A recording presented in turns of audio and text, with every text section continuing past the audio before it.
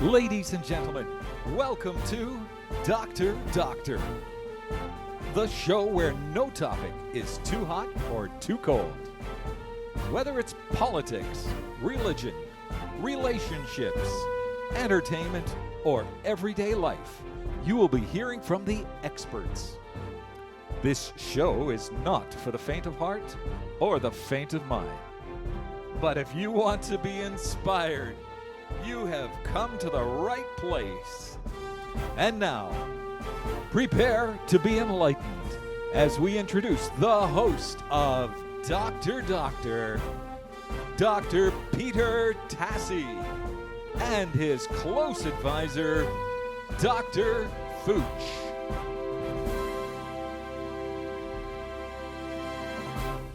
Welcome once again to Dr. Doctor. Thanks for joining us again today. Oh boy, we got another great guest here who has been with us before. He did the segment Life as a Lawyer. Peter Anderson is here again. And Peter's a multi-talented guy, and we're honored to have him. He's spent his career as a lawyer. He's a high school educator, and he's also a actor and owner of a theater company. Now that's a multi-talented person. And we, mentioned in the podcast there about the great minds in history. And one of the things I pointed out that great intelligence and great minds is determined by how versatile people are, in addition to IQ and those other factors we talked about in terms of intelligence. And of course, I mentioned to you the greatest mind in history I thought was Leonardo da Vinci. And we will be doing a 15-part series on the greatest minds in history. Leonardo da Vinci will be our first starting next week, followed by 14 other great minds. But getting back to Peter, a man of versatility like Leonardo, maybe he too is a great mind in history. We're going to find out here. And today we're going to talk about, with Peter, life in the theater business. So thanks for joining us again, Peter. Thanks so much for having me, and I don't know if I can by any means live up to those standards, but I appreciate the comment for sure. Well, you've got humility too, you see. So you're a lawyer, you're a teacher, and yet you spent a lot of time acting in plays and now developing over the last few years your own theater company, classical theater company, a great theater company here in Hamilton. What is it about acting that appeals to you? Well, I think that part of the reason why I got into it was pursuant to my interest in the arts. I've always loved movies as a kid and good acting performances. I mean, going way back, some of my first exposure would have been to such actors as Sylvester Stallone and Rocky, or Arnold Schwarzenegger in The Terminator, and some of those old action figures, right? Leading into Spider-Man and Batman movies and Superman. Getting into movies for me was a bit of a break from reality. So took me off into a zone, an artistic zone where my mind was free to wander. And Interesting. And think beyond the four walls that I was living in. What life would be like, in those circumstances. Of that individual, in that type of lifestyle, and with that set of skills and whatever the case may be. So, I continued on with that, but going into high school, even elementary school for that matter, was always a shy kid. So I wouldn't ever think of being involved in anything like that, to be honest. So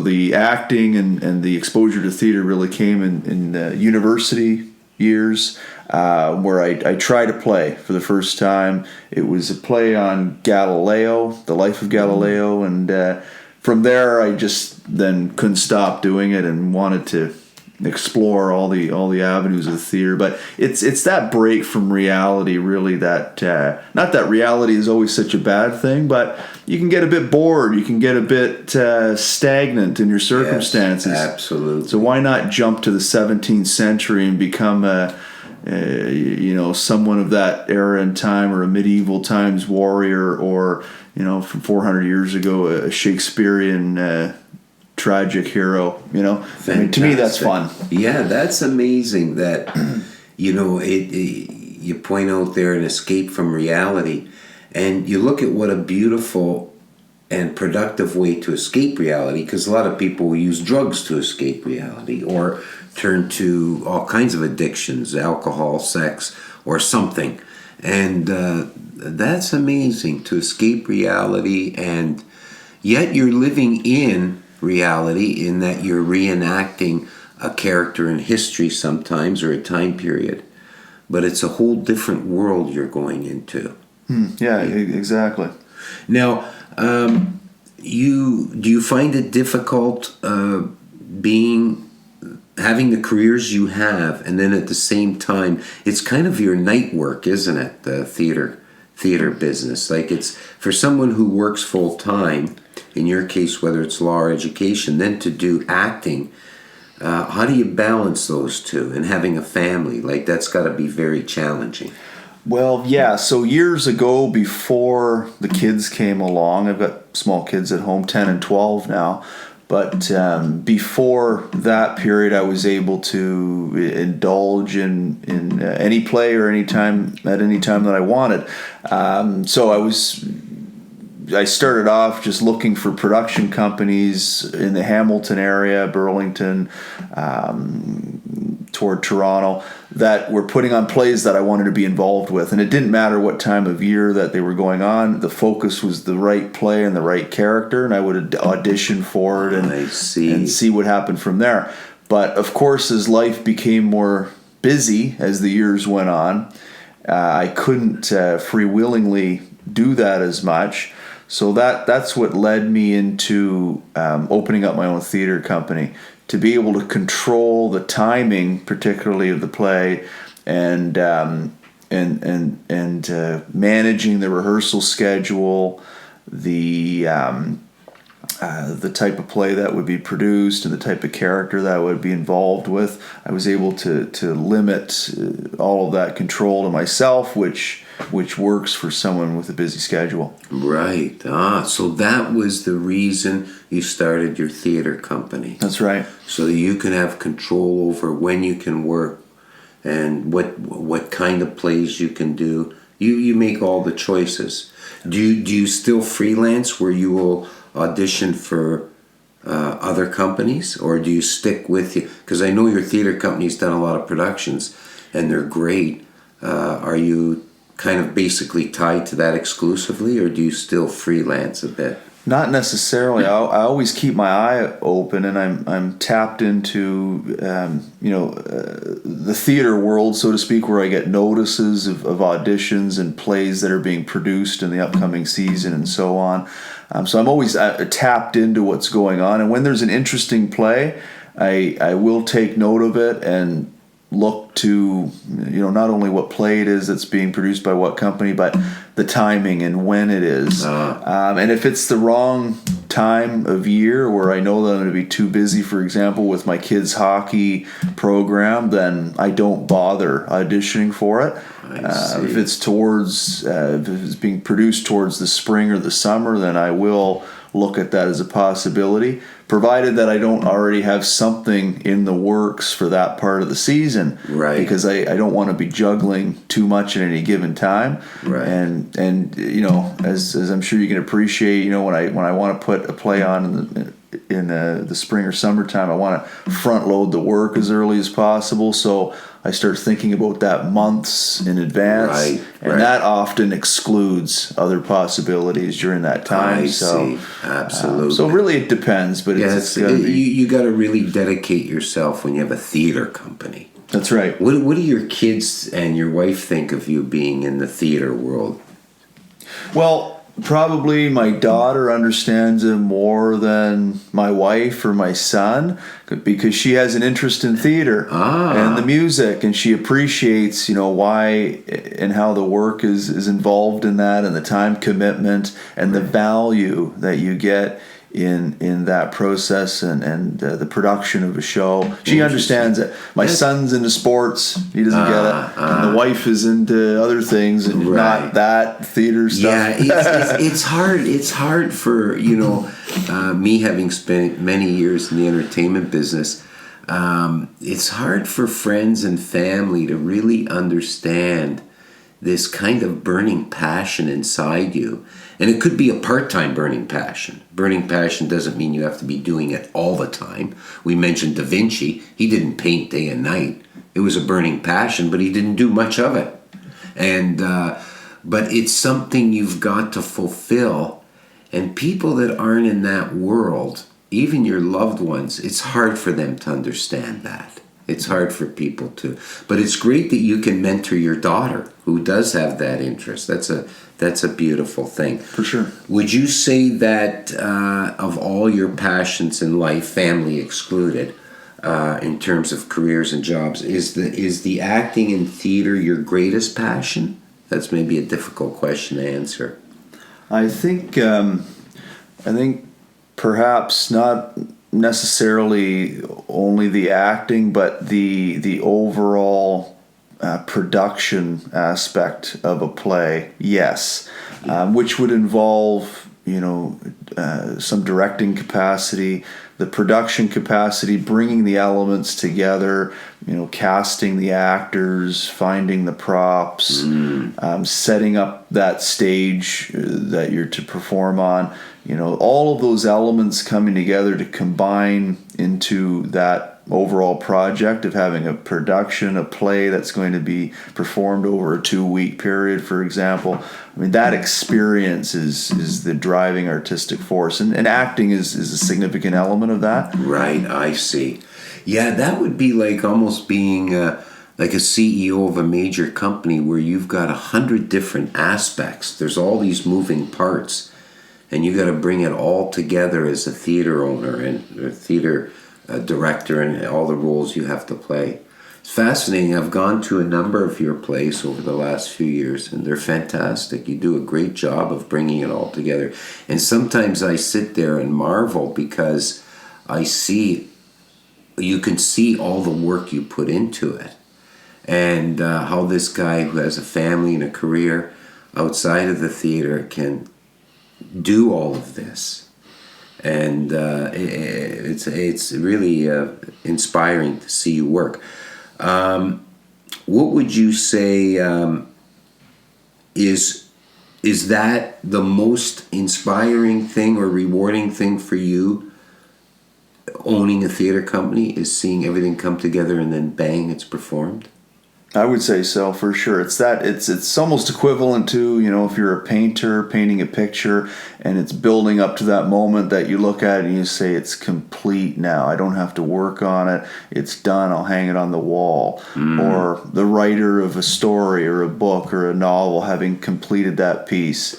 So that's, leading up to that point, it's a lot of work. It's a lot of, there's havoc involved. There's people management involved. There are problems that arise. Yeah. But it's all gearing toward that moment in time that you have no control over. You have an opening night that you have to be ready for. So there's a culmination of events and problems and conflicts, high moments and low moments. But you know that you only have 3 weeks left, and then 2 weeks, and then 2 days, and you've got to be there. So you get whatever you have to do to get it done, and then that opening, then you start sort of benefiting from the process and reaping what you've sowed, so to speak, and that's the enjoyable part. Running with that production, that you're at that peak of creativity. Yes. Do you find that people? Not that you're the type of guy, you're a very humble guy, but do you find that people give you the accolades I think a person like you deserves when they've put a whole entire project together, and plus most of these plays you act in as well, and you do a great job of acting? Do people appreciate the amount of work? Do they come up to you and say, "Hey, that was phenomenal," or "Wow, that was a great accomplishment, love the play," so on and so forth? Or are people kind of oblivious to all that, and they're just there to see the play and that's it? Well, you probably have a mixture. You have certainly there's people that stick around for after the show to meet us, the actors, and just shake our hand or give us a smile or a nice word just to say that they really enjoyed it. I mean, I think that's important to a lot of audience members to share their appreciation and not just come to the show and leave, but that's okay too. I mean, some just wish to see an artistic performance and they don't feel it necessary to connect with the actors or those the creative people behind it after the fact, and that's fine too. I mean, so you have that mixture, but certainly friends and family members, those are typical to often stick around and say hi because they know you outside of that, right? Right, and they know the amount of work it takes, phenomenal amount of work to mount a play. Right. There's people who do this full time and mount plays, and they may not have a family or a career outside of the theater, and they don't do it as well as you do.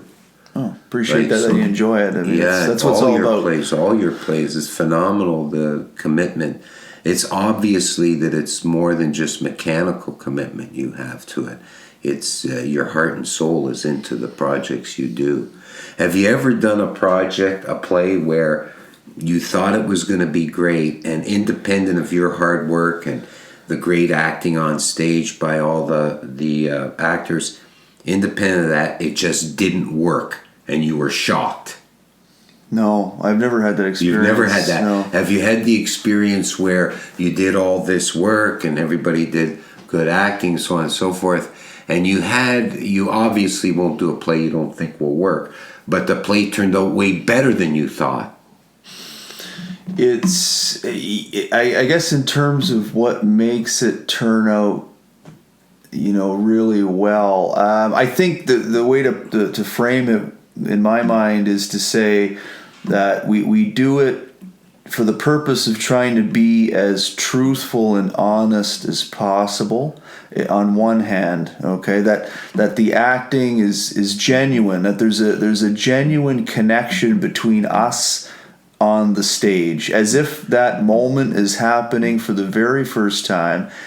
And in order to get to that point, you have to have a good relationship with your fellow cast. You have to be together for a while, constantly working the material, going out afterwards on occasion just to have a coffee and chat and talk about stuff that doesn't have anything to do with the theater, to get to communicate on various levels, because when you're on that stage you want to know each other inside and out, to be able to have that response, that connection. And I think when that's the most pivotal thing. And then, if you have that working and clicking, it doesn't matter if the light doesn't come on at the right moment or the music doesn't play when it's supposed to, because you get those problems that happen almost all the time. That the prop's not there where you need it, or the cue doesn't happen, the sound or the light or what have you, that you've been relying on for 3 weeks. And if it's not there on that one evening, what do you do about that? You improvise and you roll through it. And that's where you're relying on that relationship with your fellow castmates, your knowledge of that material and confidence in the material. That's the glory. That's what it's all about. That's what makes you at the end of the night say, yeah, it went well. We connected. We lived a moment. Yes, and you do a good job of that, because I see in some of your plays, especially the good actors, you have them over and over. Yes. They come back. They enjoy working with you. They're happy with the production. So you must have a talent to work with actors. And there are actors that we have a good relationship and we like working together. So yeah, it's an enjoyable experience we look forward to. And they ask me, what are we going to be doing? When are we doing another Shakespeare? Or is that right? A lot of people love Shakespeare, for example, and me only doing almost one play, major production a year, that I don't do as much Shakespeare, perhaps, or Marlowe, or some of those classicals that I'd like to do, but a lot of actors like delving into those old historical works. Fantastic. Fantastic. Now, for young people, because a lot of these podcasts we do on the trades and professions, I'd like to direct some of it towards the young people. So, for young people, I mean, acting and theater and music and the arts, we were talking about this before we started today, is such at the core of our culture. It's the fabric, sometimes it actually weaves an entire culture together, the arts. But in terms of doing this as a full-time living, the theater company, acting,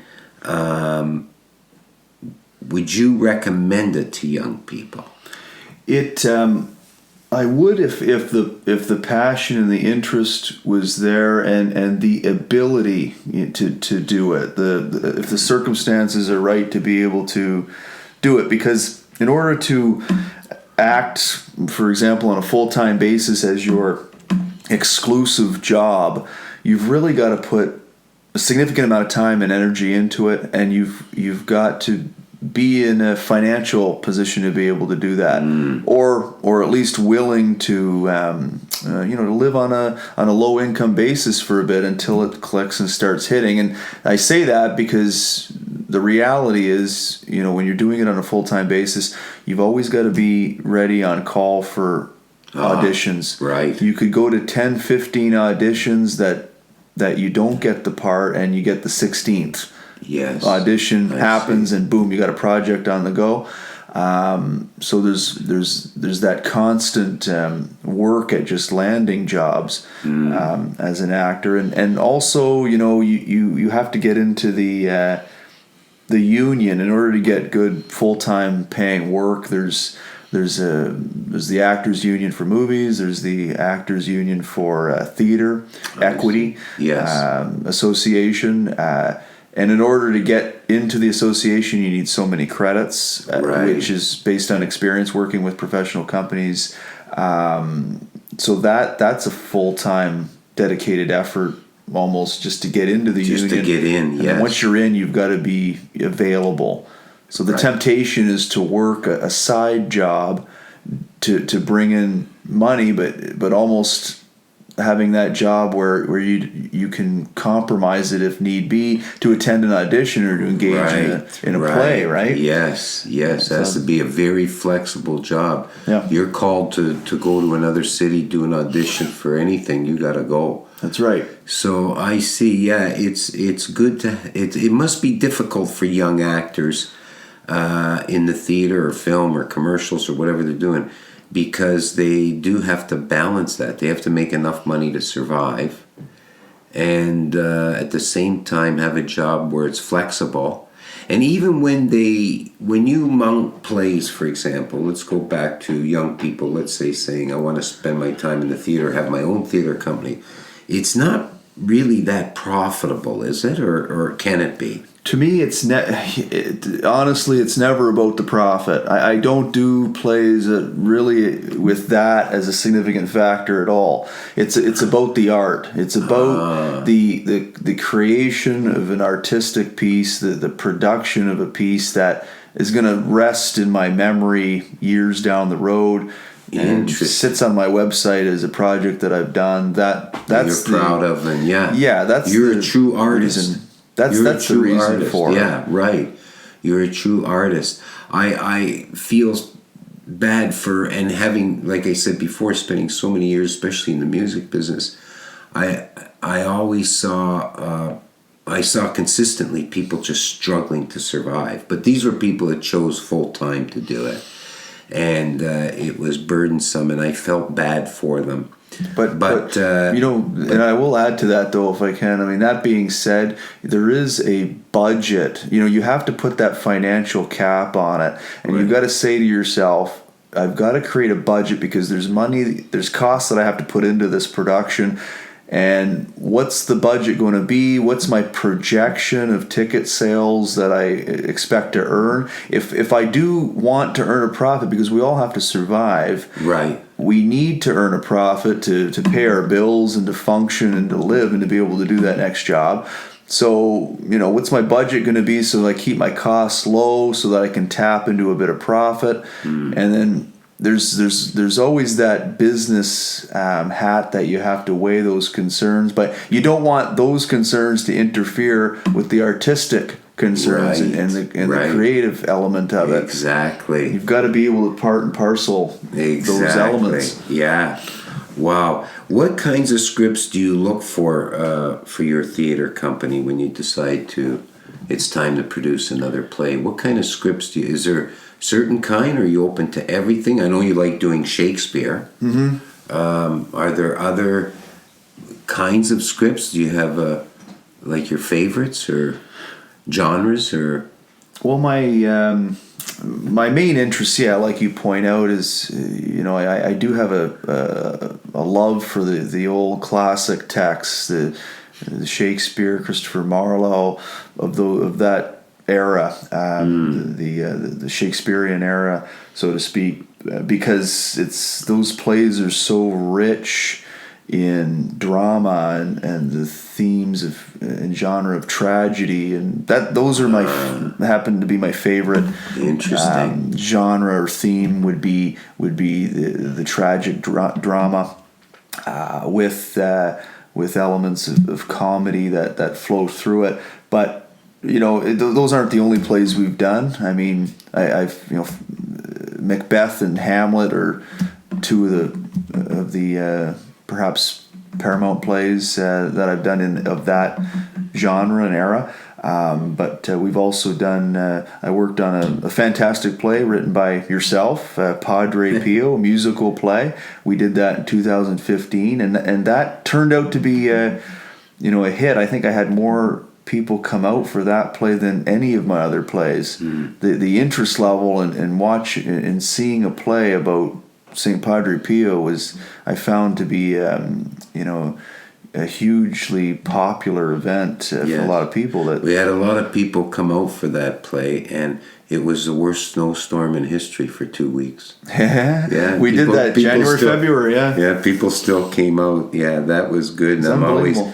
I'm always grateful to you for putting on that musical play. But some other ones, like I like Norm Foster too. He's a good Canadian playwright, and he has that sentimental quality to his work that I like. Yes, he's mainly a comedic writer, but the way he tells a story really hits you.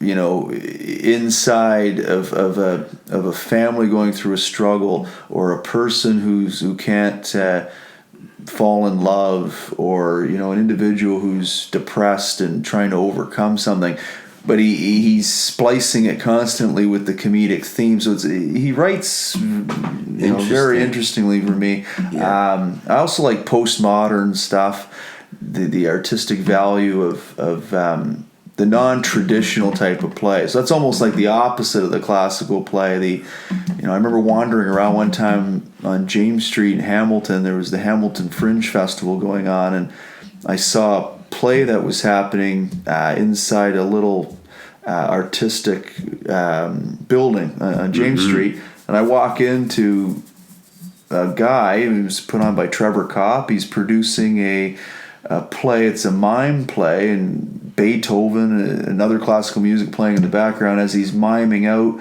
a drama of an individual going through various life circumstances, and it was totally fascinating. I thought the way his miming was blended into this classical music and in a one-man show format was just fantastic. And that's so it's it's what makes you feel like when you're watching a play, whether it's a comedy, a drama, or whatever the case may be. It's if you can feel something during the process and walk out of that show thinking about something and exploring. That's what it's all about. Interesting. Whatever does that for you. Right. Who's the greatest playwright of all time? Well, I'd have to say William Shakespeare for sure. Shakespeare, yes. In my opinion, would definitely be. He to me started the whole world of theatrical exploration, the essence of what you can do on the stage to convey a message, various themes of love, hate, revenge. I mean, he flushed out those themes like no other before him, and Wow. like has not been accomplished since him. Right. Yeah, I remember in high school we had to read Shakespeare, obviously. And, I mean, as a football jock, I wasn't interested in anything in school, but especially Shakespeare. What the heck is this guy talking about? I didn't understand the these and the thous and the that's. And, but as actually older in adulthood, I started to appreciate. And then going to your Shakespearean plays, now I sit there and marvel at Shakespeare. And I think, what kind of mind can create these kinds of brilliant plays? Like, the guy is just unbelievable genius. In fact, when you look at the great minds in history, which we're going to do a series on, some people, not most people, but some people have Shakespeare on their list as one of the greatest minds in history. Oh, for sure. Yeah, Definitely. Well, Peter, it's amazing the work you do, and it's been great to hear about the work you're doing now and your theater company and all about acting and the world of the arts. Thank you for enlightening us today. It's always great to have you on. You're a man of great character and great humility, and we're honored to have you, and hopefully we have you back again, and good luck in upcoming plays and projects that you've got going on. We look forward to hearing about it and seeing them. Well, I know you'll be there for the next play that we put on of yours, which is Revelation during the Hamilton Fringe Festival of 2020 this summer. So I'm super looking forward to that, and it's going to be a great time. Great. Thanks, Peter. Well, thanks again, too, for joining us, and thank you for mounting another one of my feeble writings, and Revelation, which is coming this summer, as you say, in July. Yeah, at the Staircase in Hamilton. Yeah, that's right. And you've mounted a great cast. It's a one-act play with 3 actors, but it's a great cast, and you've been doing a great job with it, and I'm grateful that you're doing it. But in everything you do, we wish you luck and good fortune, and that you're always rewarded for the wonderful person you are and the talent that you have. So thank you for joining us, Peter, and thanks for joining us at Dr. Doctor here once again, and we look forward to being with you again next week when we start our series, The Great Minds of History. Wishing you a great day and a great week.